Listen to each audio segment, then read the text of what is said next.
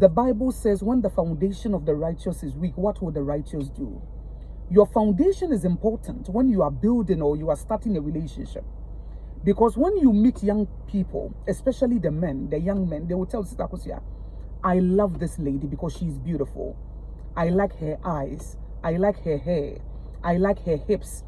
I like her skin and complexion. I like her and I want to marry her. And sometimes when you meet some of the young girls, Sister Kosia, he is thick tall. I mean, I like him. Look at the way he dresses. Sister Kosia, I just like this guy.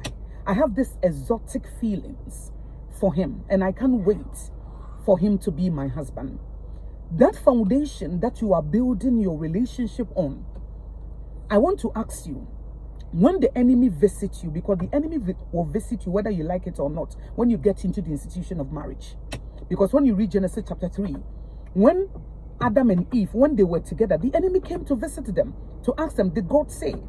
When Adam was the only one in the garden, the enemy didn't come there. But immediately that he saw the woman, that now that they formed the image of God, he came to visit them. So your foundation, the exotic feelings, the appearance, the physical appearance that you are basing on to choose a spouse, I want to ask you, when the enemy visits you, can it save you, that foundation? Can it save you?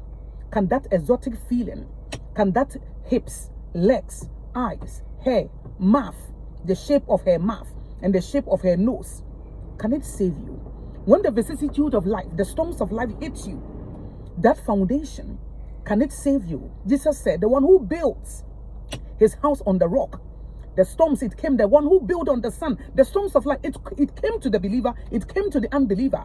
The one who has built on Jesus and the one who has built on the sun, they will all go through the same storms.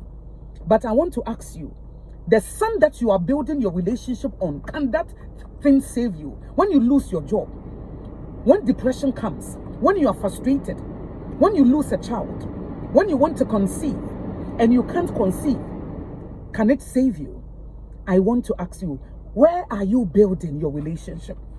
Are you building it on the solid rock, on Jesus, or you are building it on your exotic feelings, on your emotions? You are building it on her beauty. Thick, tall, handsome, the way he dresses. If that is important to you, because what you value, okay, when you value something, that is what you accommodate.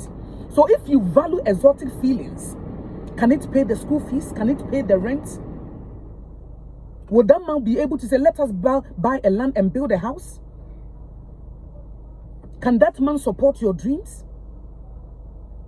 Can that man say to you that, my dear, although you are going through this, I am there for you. I will encourage you. I will be there. I will help you when you are sick in the house and you cannot cook. When you are pregnant and the doctor says you cannot move for 9 months. Can that exotic feelings, can it save you?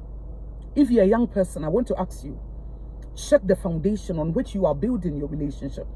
Because that foundation will determine what will happen when the storms of life come, or when you face them in your life. Because whether you like it or not, you will meet the storms of life. It will come. Life is full of uncertainties. Faith does not throw away certainties. Faith does not throw away realities. It is real. That is why Jesus said, the one who built on Jesus and the one who built on the sun, the storms of life, it came to all of them. But the one whose foundation was the rock, he was able to stand, although the storm was huge. But the one who built it on the sun couldn't stand. So if you're a young person, what is important to you? Is it the man being a man of character, a woman of character, a woman who will nurture you, who will support you in times of troubles and crisis? A man who is responsible, hardworking, God-fearing.